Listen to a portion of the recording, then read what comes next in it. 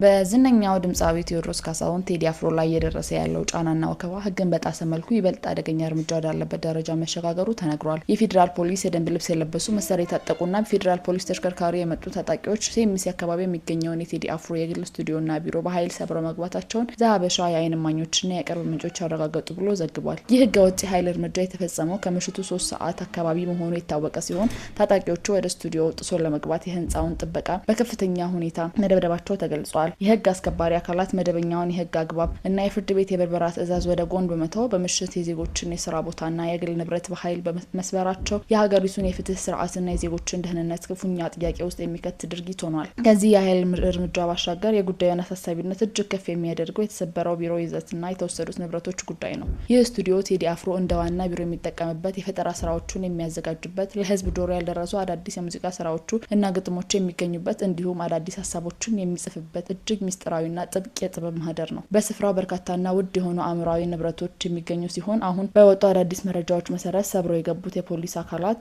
ከስቱዲዮ ውስጥ 2 ላፕቶፖችን፣ ስፒከሮችን፣ የሙዚቃ ማቀናበሪያ መሳሪያዎችን እንዲሁም የተለያዩ ስቱዲዮ እቃዎችን ወስደዋል። እነዚህ የተወሰዱ ላፕቶፖችና ማቀናበሪያ መሳሪያዎች የድምፃዊውን አዳዲስ ስራዎችና ሚስጥራዊ የጥበብ ማህደሮች የያዙ በመሆናቸው በድምፃዊ አእምሯዊ ንብረቶች ላይ የተደቀነውን አደጋ በእጅጉ አጉልቶታል። የህግና የጥበብ ዘርፍ ተንታኞች ይህንን ክስተት ተራ የንብረት ዘርፊያ ወይም ብርበራ አድርገው አይመለከቱትም። ከሰሞኑ የቴዲ አፍሮ ምክትል ማናጀርና የቅርብ ጓደኛ የሆኑት አቶ የሱፍ ያሲን ያለምንም ክስ በፖሊስ መታሰራቸውን ተከትሎ አሁን ደግሞ በድምፃዊ የልብ ትርታ በሆነው ስቱዲዮ ላይ የተፈጸመው ይህ ጥቃት ሆን ተብሎ የጥበብ ስራዎችን ለማሰናከል፣ ያልወጡ ስራዎችን ለመውሰድና በድምፃዊ ላይ ከባድ የስነ ልቦና ጫና ለመፍጠር የተቀነባበረ ስልታዊ ጥቃት መሆኑን አጥብቆ እየተቹ ይገኛሉ።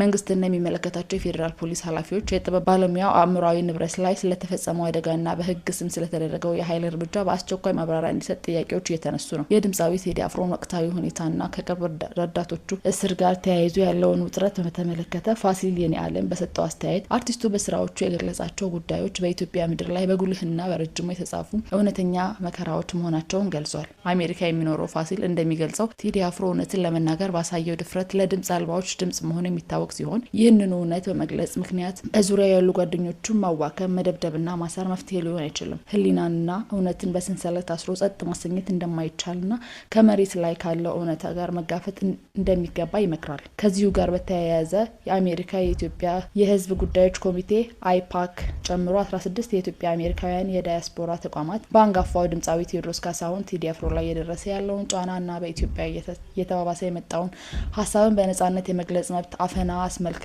ለአሜሪካው ውጭ ጉዳይ ሚኒስተር ማርኮ ሩቢዮ አስቸኳይ የትኩረት ጥሪ ደብዳቤ አቅርቧል። የኢትዮጵያን የአንድነት ንቅናቄ ሊቀመንበር በሆኑት ዶክተር ባደገ ብሻው ተፈርሞ በወጣውና በሌሎች 15 ታላላቅ ተቋማት በተደገፈው በዚህ ደብዳቤ ላይ ፌዴራል ጸጥታ ኃይሎች በምሽት የድምፃዊውን የመኖሪያ ቤት በመግባት በእሱና በቤተሰቡ ላይ ወከባና ማስፈራሪያ መፈጸማቸውን ተገልጿል። ከዚህም በተጨማሪ የድምፃዊው ቃል አቀባይና ምክትል ማናጀር የሆኑት ወይዘሮ ማህሌት ሰለሞን መታሰራቸው እንዲሁም በአዲስ አበባ ውስጥ ወጣቶች የቴዲ አፍሮን ሙዚቃ በማዳመጣቸውና በማጋራታቸው ብቻ መታሰራቸው እጅግ አሳሳቢ ክስተት መሆኑን ደብዳቤው አብራርቷል። እነዚህ ተከታታይ እርምጃዎች የጥበብ ነጻነትንና የዜጎችን ማህበራዊ ምህዳር በእጅጉ የሚያጠቡ መሆናቸው ተቋማቱ አጽንኦት ሰጥተዋል።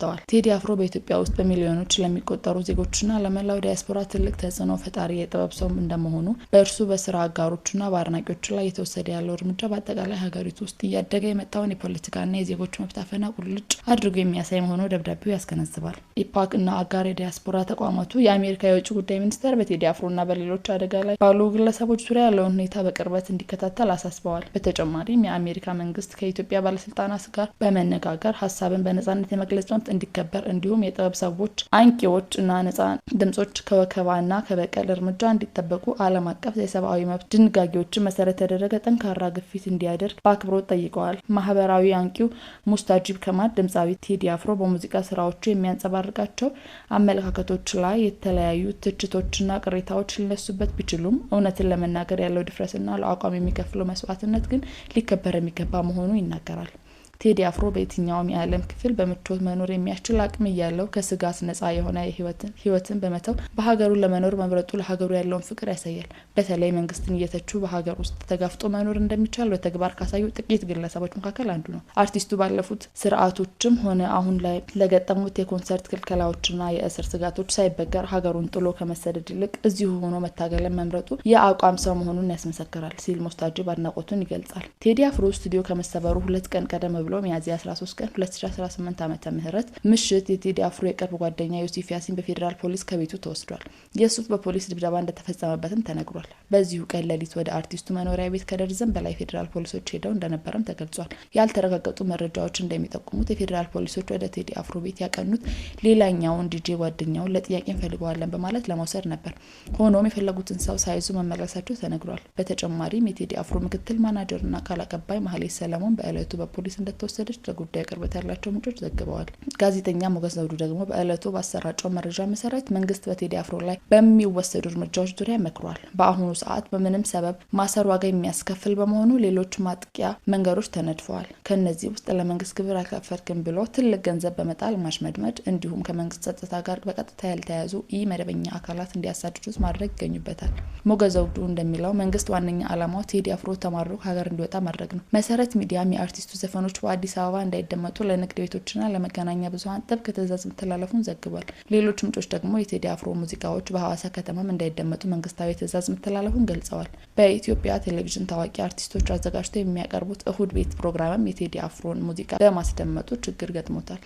በዚህ ዝግጅት ውስጥ ዚያራ የተሰኘው የባለፈው ሳምንት ክፍል ሳይተላለፍ መቅረቱ ታውቋል። ኢቶሪካ አልበም በኢትዮጵያ የፖለቲካ መድረክ መነጋገሪያነቱ እንደቀጠለ ሲሆን በማህበራዊ ዘርፉ ረገድም የብዙዎች መወያያ ሆኗል። ከአርቲስቱ ስራዎች ዳስታ ላንሳ የተሰኘው ዘፈኑ ብቻ ከ15 ሚሊዮን በላይ እይታን አግኝቷል። በኢትዮጵያ ኪነ ጥበብ ታሪክ ውስጥ በአጭር ይሁን በረጅም ጊዜ ይህን ያህል እይታ ኖሮት የሚያውቅ አልበምም ይሁን በዚህ ልክ የተሰማ ድምጻዊ የለም። አርቲስት ቴዲ አፍሮ ከዚህ ቀደም ኢትዮጵያ የተሰኘ አልበሙ በሲዲ እና በዓለም አቀፍ የሙዚቃ ማጫወቻዎች በሚሊዮኖች ኮፒ የተሸጠለት ቢሆንም በአጭር ቀን ውስጥ የዚህን ያህል ሰው ጋር አልደረሰም። አሁንም ድረስ ኢትዮሪካ የተሰኘው አልበሙ በተለያዩ አካላት ዘንድ መነጋገሪያነቱ የቀጠለ ሲሆን አድማጩ በሚፈልገው አውድ ግጥሞቹን እየተረጎመ እያዳመጠ ይገኛል። አርቲስት ቴዲ አፍሮ ከዚህ ቀደም አልበሞቹ የሆነ የነጠላ ዘፈን ስራዎቹ ፖለቲካዊ፣ ሀገራዊ፣ ማህበራዊ ጉዳዮችን በስፋት በማንሳት የሚታወቅ ሲሆን በሚሊዮኖች የሚቆጠሩ አብረውት የዘለቁ እሱ ከማንም በላይ ድምጻችን ነው፣ የውስጥ ብሶታችንን፣ በደላችንን የሚገልጽልን፣ የሀገራችንን ሁኔታ የሚያሳይልን ነው የሚሉ አድናቂዎች አሉት።